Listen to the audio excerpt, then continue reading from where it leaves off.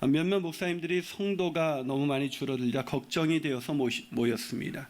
한참 걱정을 하고 있는데 어떤 목사님이 나는 성도가 줄어들어서 너무나 기쁨이 차고 넘친다는 거예요.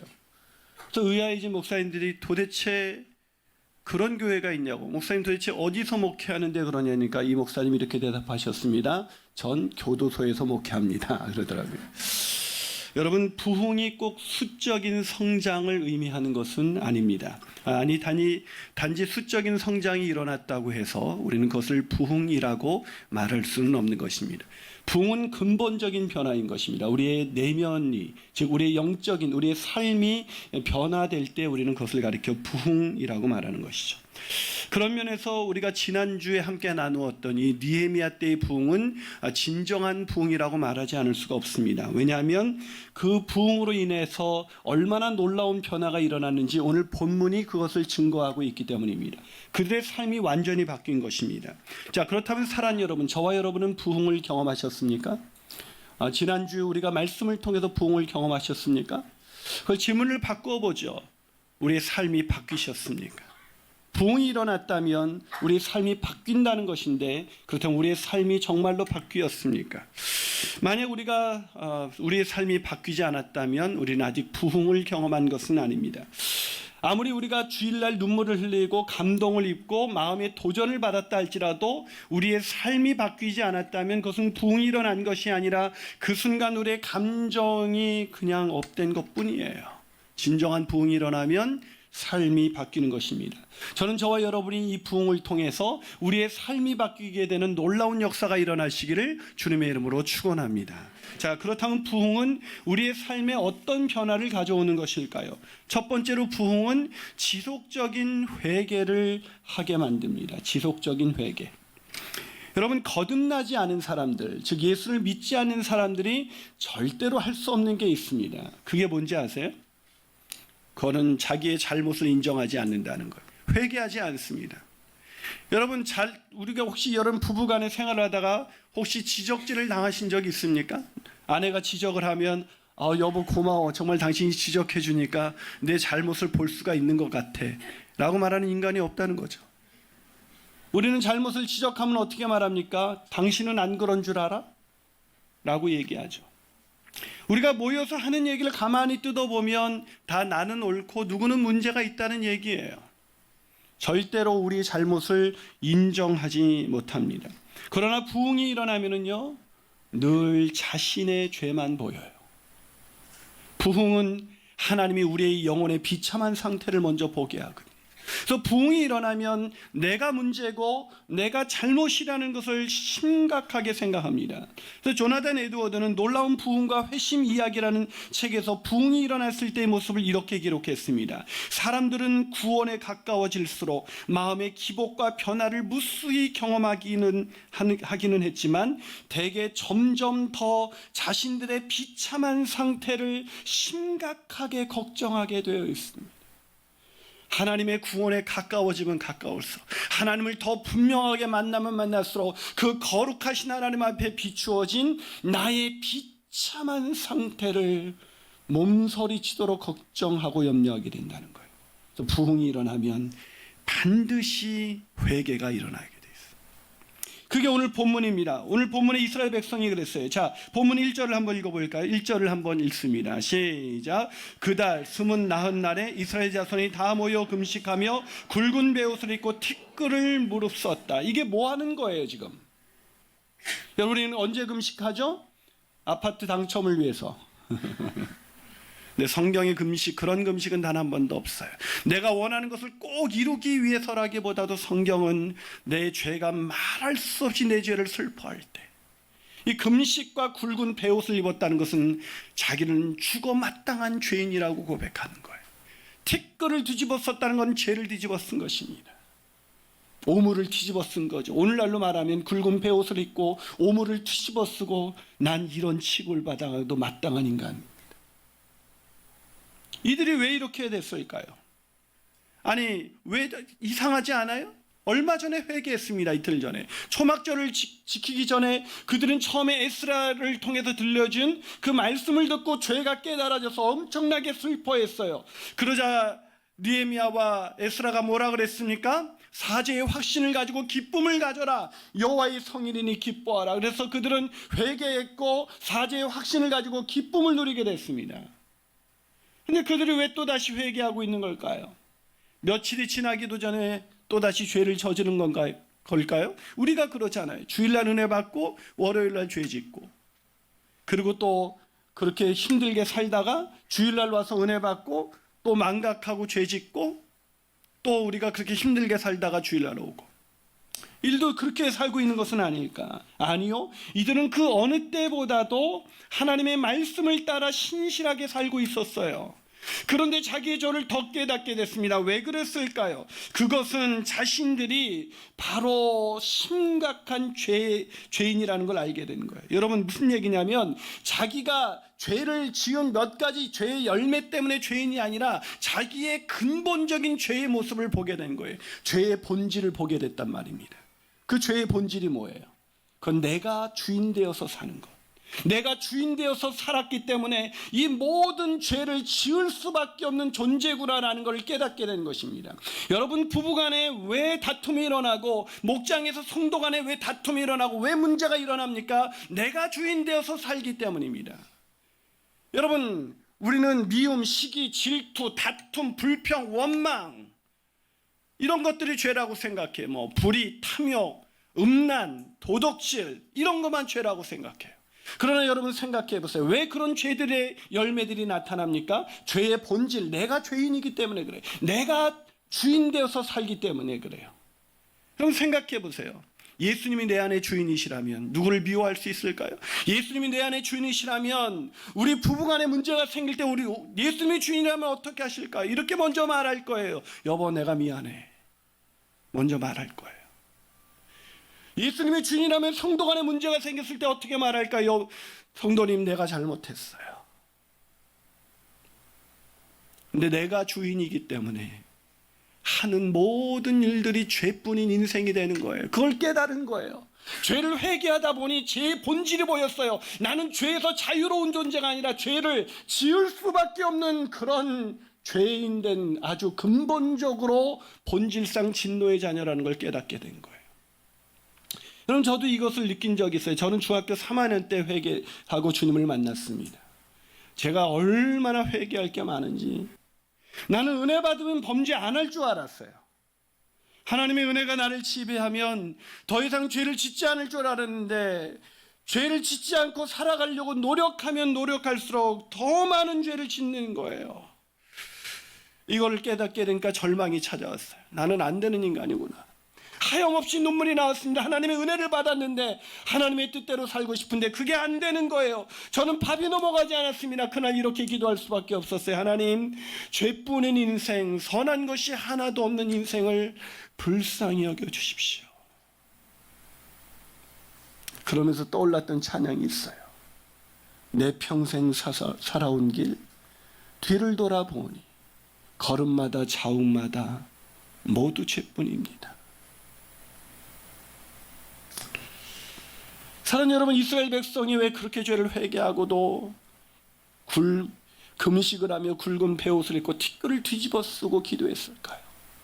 왜 자신의 가슴을 찢으면서 나를 죽일 죄인이라고 그렇게 고백하는 것일까? 내가 죽어야 합니다, 주님. 죄뿐인 인생, 내 자아를 죽여 주시옵소서. 그것이 부흥이 일어났을 때 첫 번째 변화예요. 부흥이 일어나셨습니까? 저는 이 부흥을 통해서 바로 내가 죄뿐인 인생이라는 걸 깨닫게 되시기를 주님의 이름으로 축원합니다. 한 말 더 나가서 부흥이 우리의 삶에 어떤 변화를 가져오는 것일까요? 부흥은 두 번째로 찬양하는 삶을 살게 만듭니다.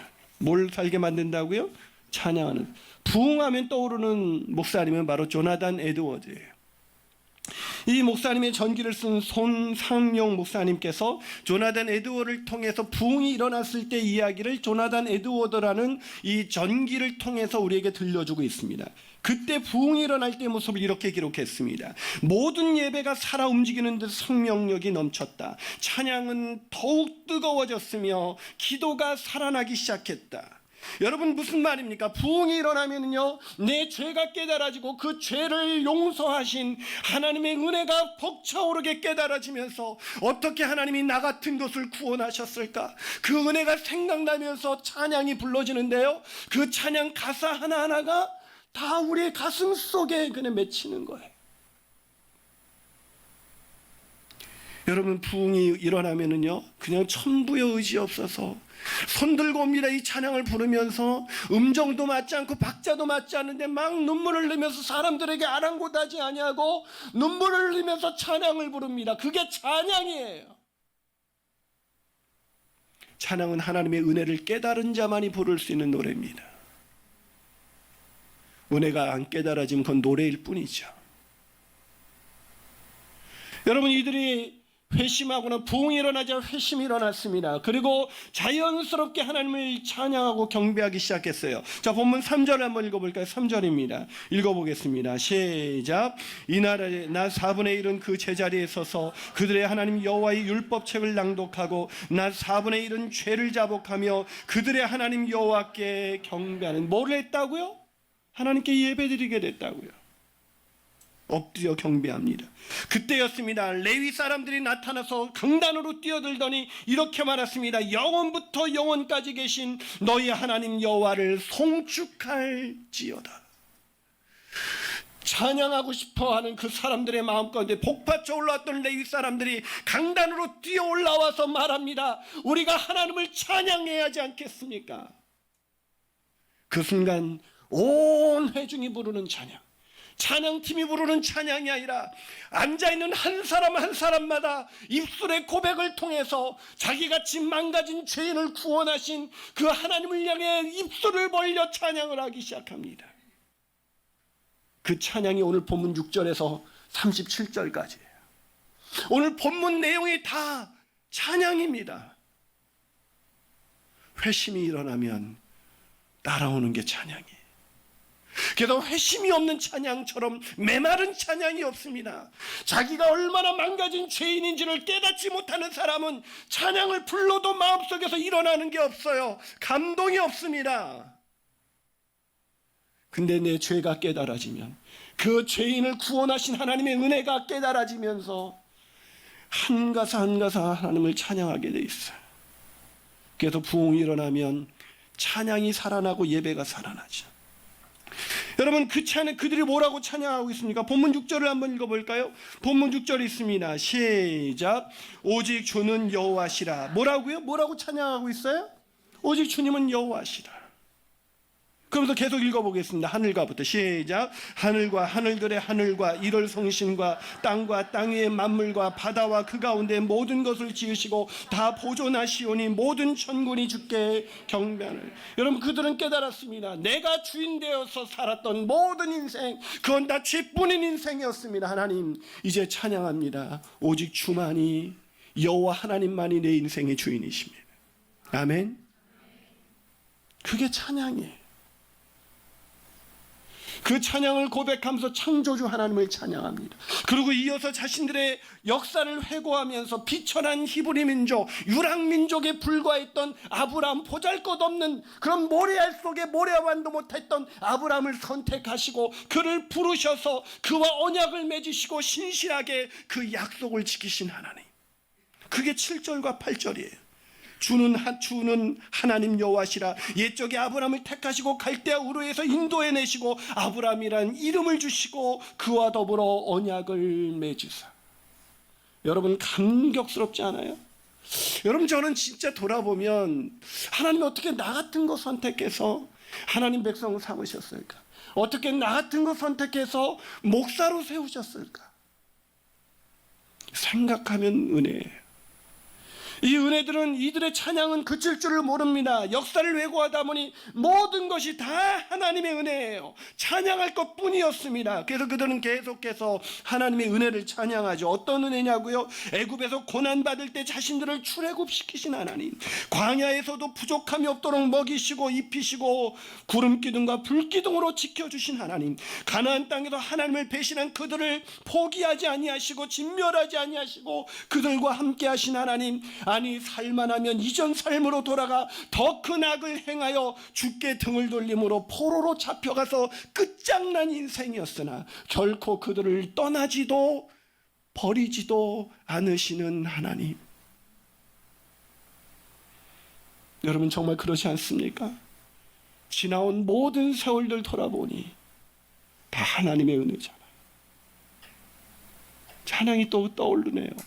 지나온 모든 세월들 돌아보아도 그 어느 것 하나 주의 손길 안 미친 것 전혀 없네. 그런데 그거 아세요? 이 사람들이 이 지나온 역사, 이 역사를 회고하는 거, 이게 구약의 역사예요. 구약 역사서를 이렇게 압축해 놓은 거예요.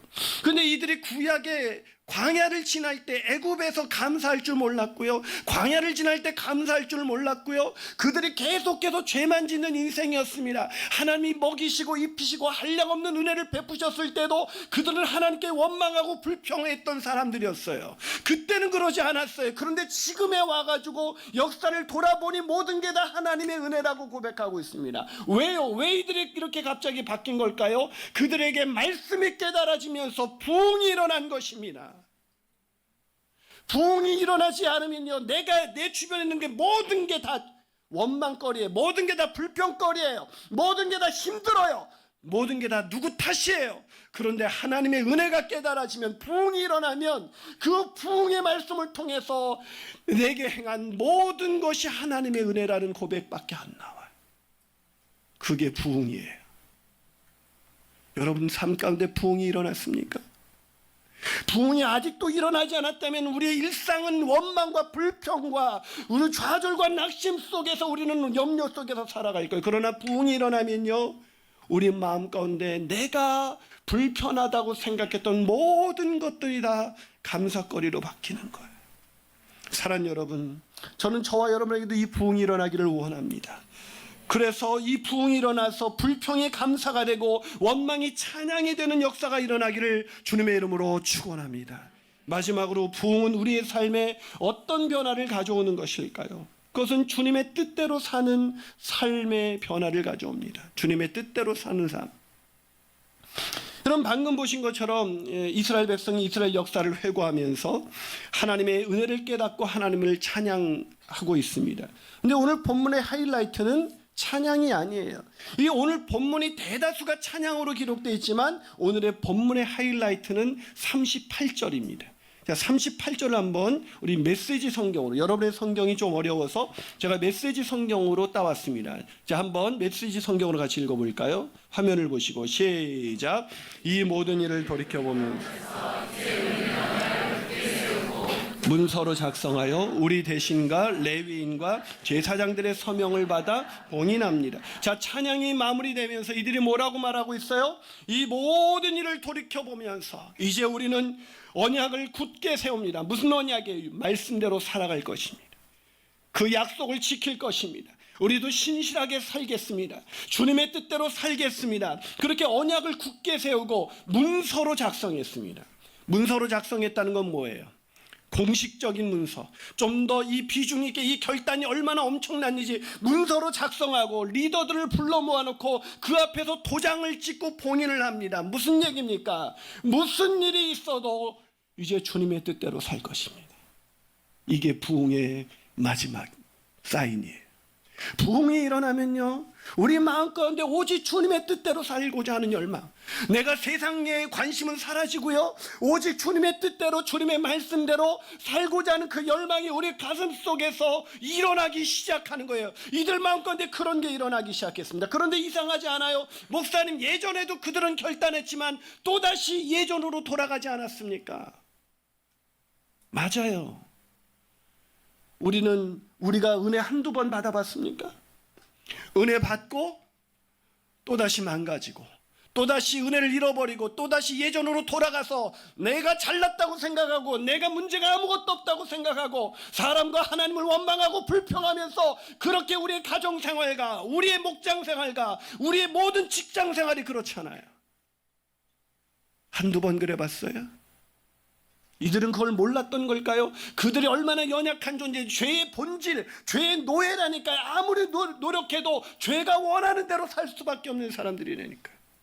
그들이 그렇게 망가져서 계속해서 죄를 졌음에도 불구하고 이제 언약을 굳게 세워 주님의 뜻대로 살겠다는 그 엄청난 결단이, 그 능력이, 그 힘이 어디서 나왔습니까? 자기의 의지가 아니라, 나는 의지가 연약합니다, 나는 또 넘어집니다, 난 또 죄를 짓고 내가 언제 그런 내는 저 교만하게 살 수밖에 없는 인간입니다. 그러나 그런 나를 버리지도 아니하시고 포기하지도 않으시고 다시 나에게 찾아오시는, 나를 불쌍히 여기시는 그 은혜로우신 하나님, 그 하나님을 내가 역사를 되돌아보니, 우리 조상들의 역사를 되돌아보니 구약의 역사가 끊임없는 패역한 백성들, 그러나 끊임없이 다가오신 하나님의 은혜, 그 은혜를 깨달으면서 우리가 여기까지 온 것도 하나님의 은혜인 것을, 이제 앞으로도 내가 주님의 말씀을 지킬 수 있는 것은 나는 넘어지나 주님께서 그 은혜로 나를 세우실 것을 내가 믿기 때문입니다.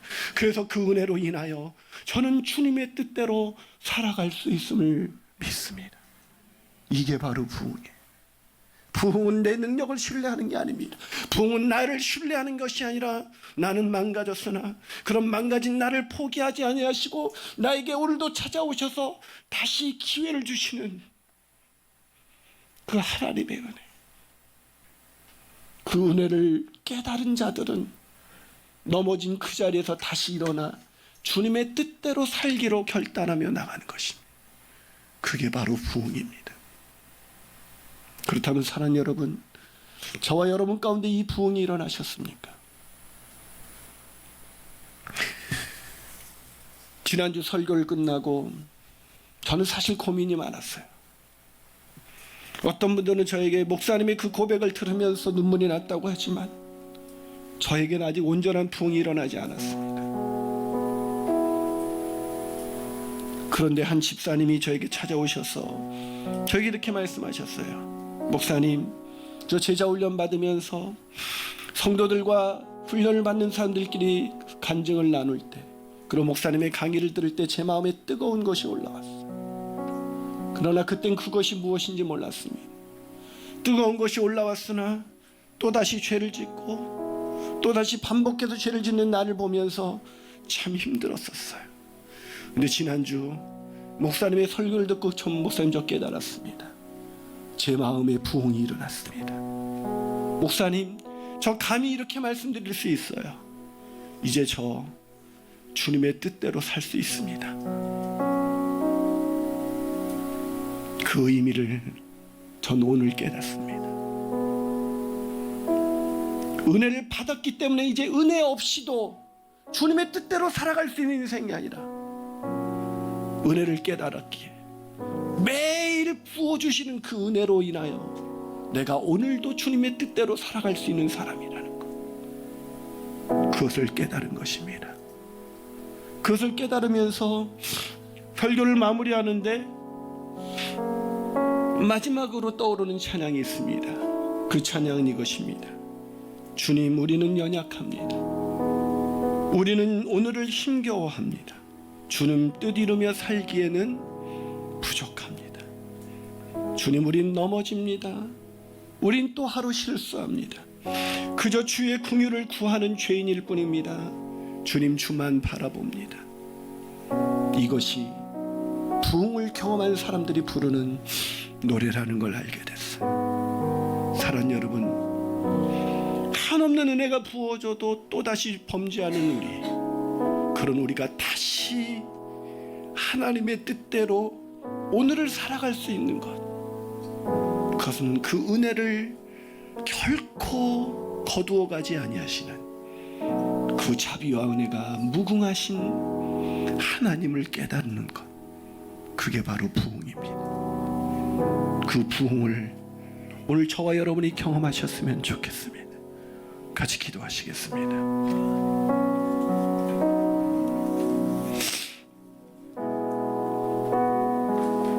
사랑하는 여러분, 예수 믿고도 변하지 않는 사람들, 그것은 우리의 노력이 부족해서가 아니라 부흥이 일어나지 않았기 때문입니다. 부흥은 내가 죄인이라는 철저한 의식, 나는 죄뿐인 인생이라는 것, 넘어질 수밖에 없다는 것, 구제불능이라는 것. 그런데 그런 나를 결코 포기하지 않으시는 하나님을 바라보게 되는 것, 그게 부흥입니다. 그 하나님을 바라봄으로 우리는 이제 당대하게 고백할 수 있습니다. 나는 연약합니다. 나는 죄인입니다. 나는 넘어집니다. 그러나 주님, 나는 주님 뜻대로 살 수 있습니다.